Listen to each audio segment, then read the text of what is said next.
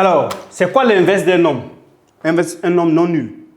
Évidemment, nous savons que on peut inverser tous les nombres sauf 0. 0 est un nombre qui est inversible parce que un nombre sur 0 n'existe pas. Voilà, comme on l'a toujours dit, on ne peut pas diviser un nombre par 0. Alors, si nous considérons par exemple le nombre 5, quel est l'inverse de 5? L'inverse de 5, c'est 1 sur 5. Voilà. Et nous allons aller dans le cas général avec x. Alors, soit x est un réel non nul. Voilà, non nul. Voilà, comme on l'a dit, le x doit être un réel non nul. S'il est nul, on ne peut pas l'inverser. Tel que a inférieur ou égal à x, inférieur ou égal à b. Évidemment, avec a et b aussi, non nul. Avec a et b, non nul.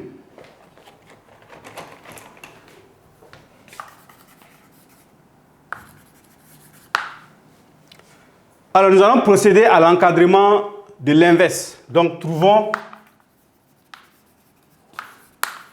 l'encadrement de 1 sur x. Alors, donc, l'encadrement de 1 sur x va nous donner quoi? Donc, nous prenons d'abord l'énoncé. Là, ça signifie que... Alors, il faut comprendre quoi? Lorsque nous inversons, l'ordre aussi s'inverse. Ça, c'est les propriétés vues en quatrième. Donc, lorsque on inverse, l'ordre s'inverse. C'est la même chose que lorsqu'on multiplie par un nombre négatif. L'ordre aussi s'inverse. Alors là, nous aurons 1 sur A qui devient plus grand maintenant que 1 sur X qui lui-même devient plus grand que 1 sur B. Donc, en somme,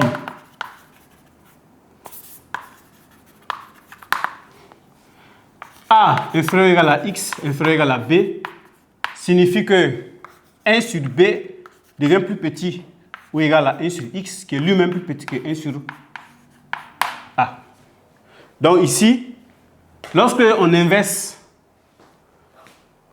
un nombre, l'inégalité également s'inverse. Lorsqu'on multiplie une inégalité par un nombre négatif, l'autre également s'inverse.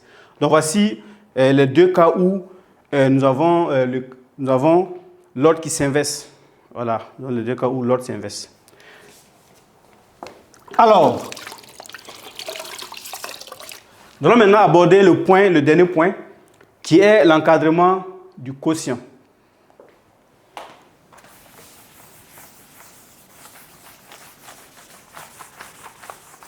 Parce que pour pouvoir encadrer le quotient, il faut d'abord savoir encadrer l'inverse et ensuite le produit.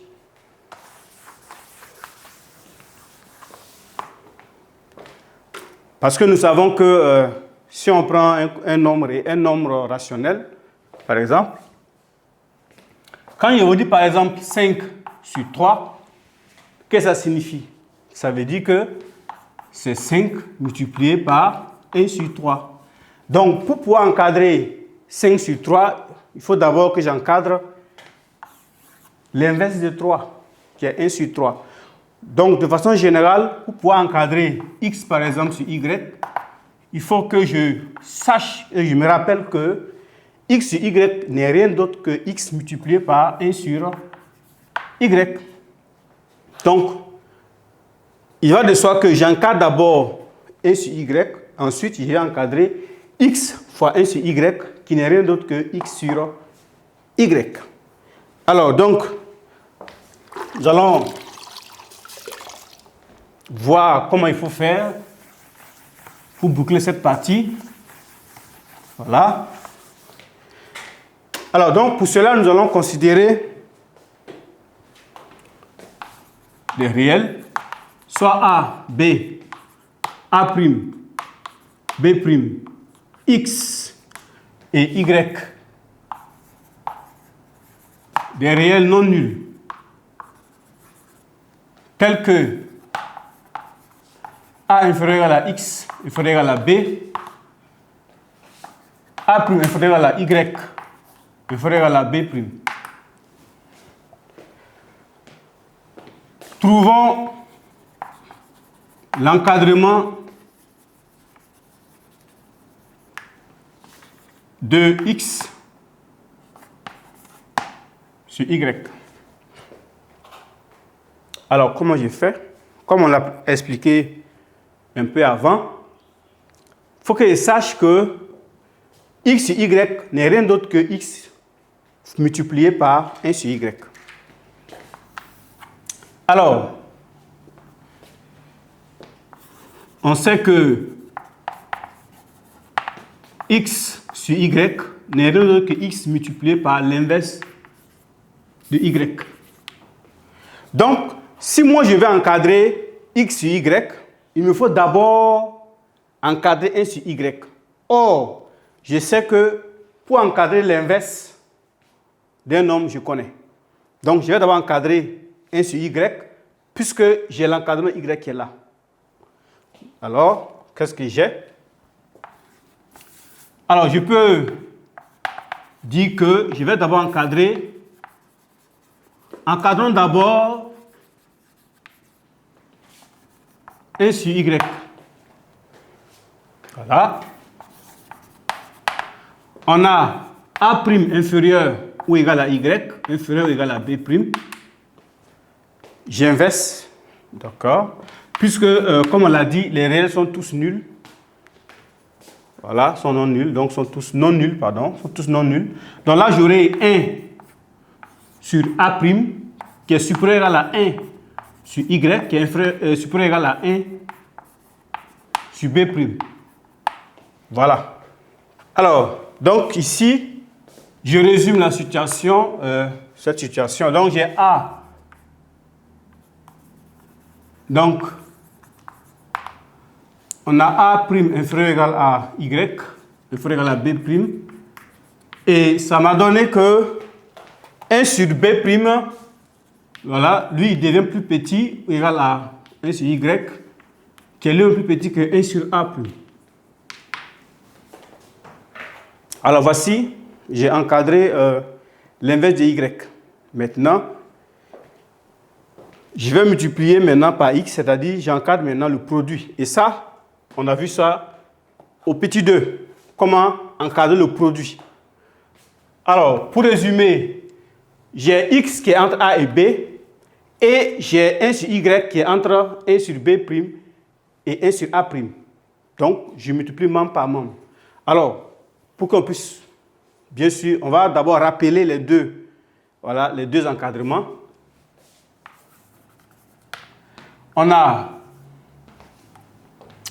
A inférieur à la X, inférieur à la B, et on a 1 sur B' qui est inférieur ou égal à 1 sur Y, qui est inférieur ou égal à 1 sur A'. Donc là, qu'est-ce que j'ai fait? Je multiplie membre par membre. OK? Alors donc là, j'aurai A multiplié par B' inférieur ou égal à X multiplié par 1 sur Y, inférieur ou égal à B multiplié par 1 sur A'. Alors, ici, on sait multiplier deux fractions. Donc, A, donc je fais A fois 1, ça fait A. Donc, j'aurai A sur B', X sur Y, B sur A'. Alors là, nous allons ajouter une autre condition qui est le fait que les réels doivent être positifs. En ce moment, s'ils sont négatifs, il faut d'abord les rendre positifs d'abord. Mais là, nous supposons que les réels sont tous positifs. Donc, avec A, A', B, B', des réels, tous positifs. Tous positifs. Et non nul. Voilà. Donc, on avait déjà signalé que c'est non nul. Maintenant, on ajoute la condition que ces réels sont tous positifs. Au cas où c'est négatif, il faut d'abord les rendre positifs d'abord avant de continuer le travail. Donc, en somme, on retient que